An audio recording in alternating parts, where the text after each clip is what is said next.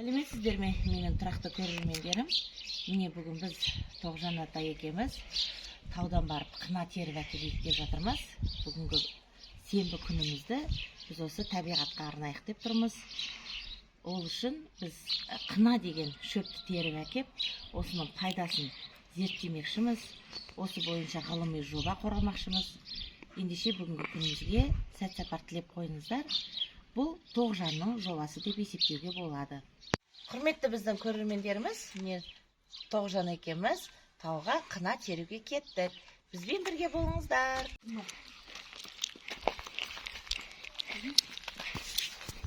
Болды.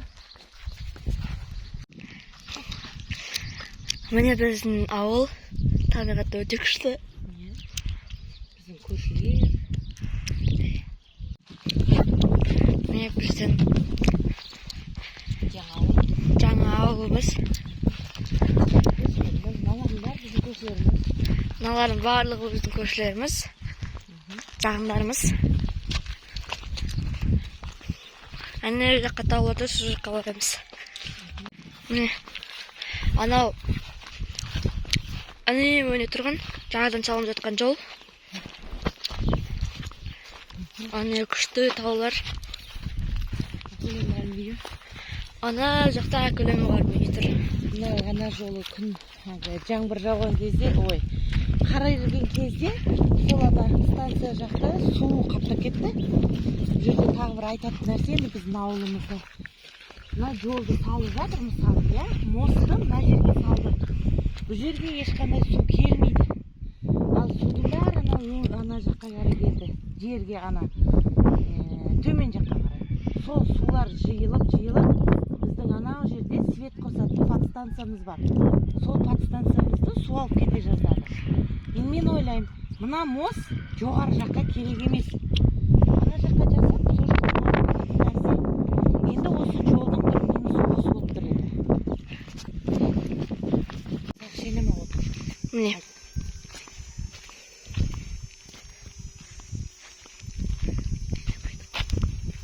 Әне көп тұрған біздің орыс зиратымыз ауылдағы. Анау бізде таудың үстінде қазақ зираты.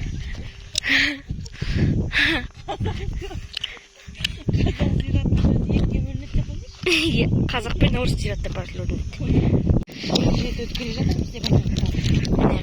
Біз мосттың астынан бірінші рет өтейін деп жатырмыз.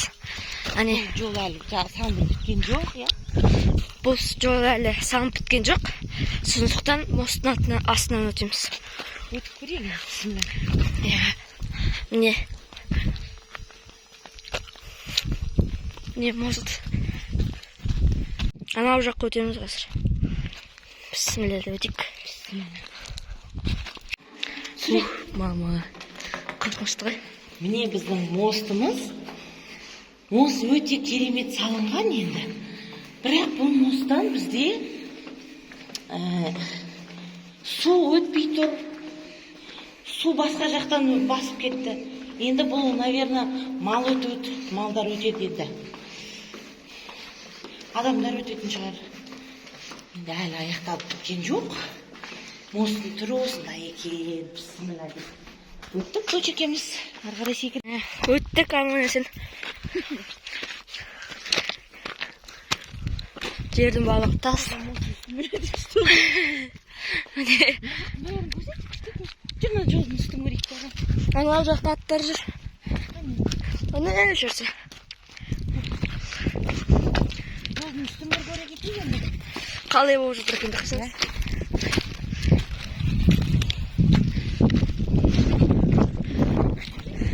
Күшті осында тұрген. Көк бүгін жер.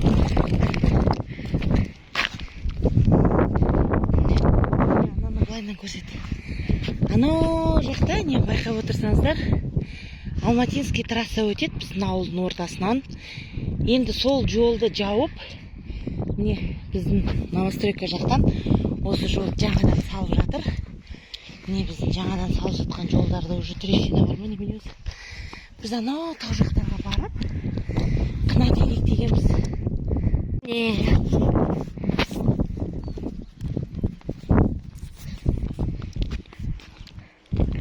міне. Мынаны бүйтіп көрсетші, мен жусан деген нені көрсетейін. Жусан деген. Жусан. Жусанды мен шешем жақсы көріп жүреді. Жусанның. Жусанның иісінің өзі керемет көшірген. Таза ауа. Қандай тамаша.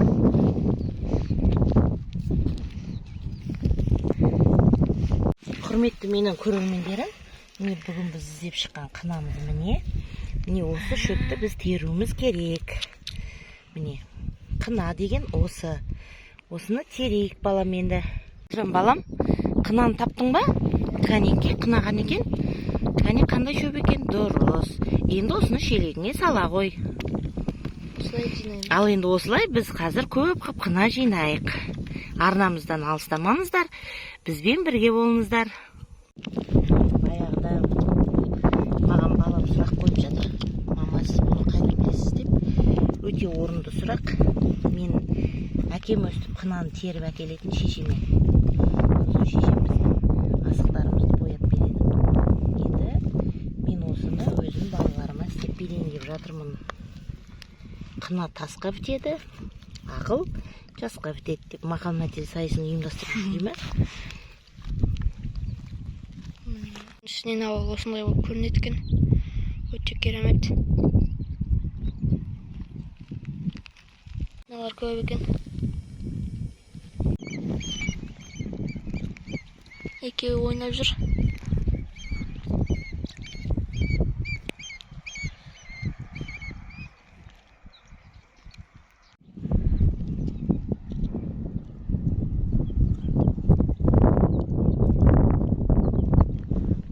Біз әзірге осындай жинадық. Не жатырмыз? Жоқ. Міне, мынау жерде байқасаңыздар, су көрініп жатыр. Мынау міне сол су толып арнасынан асып кетті. Мостик мына жерде қалып кетті. Міне біздің туған өлкеміз, Үшбүйік жер жәннатым, Мысыр шаһарым. Мынау КамАЗ кетіп бара жатқан жақтың Алматинский трасса, Семейге қарай кетіп бара жатқан жол. Ар жақ қазір төбеден тағы көрсетеміз. Біздің ауылымыз керемет, мектебіміздің өзі қандай, больницамыз бар. Мынау қырман, Советский Союз кезде бұл қырман, действительно қырман болған. Қазір енді кетіп тұр, ештеңе етпейді. Мынау міне біздің жолшыларымыз. Мынау біздің міне сиыр шығатын табын жақ. Ана жерден бастап былай қарай. Біздің Үшбүйік ауылымыз. Тағы кішкене жел болып тұр. Бірақ күн күшті болып тұр. Табиғатымыз өте әсема. Кішкентай болса да ауылымыз ұйымшыл.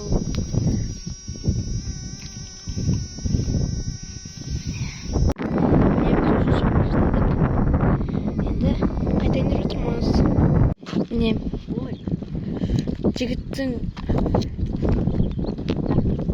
жігіттің жақсы азамат, жылқының жақсы қазақ дейді. Міне Үшбүйіктің азаматы құлындарымен, өз балаларымен сүт секілді.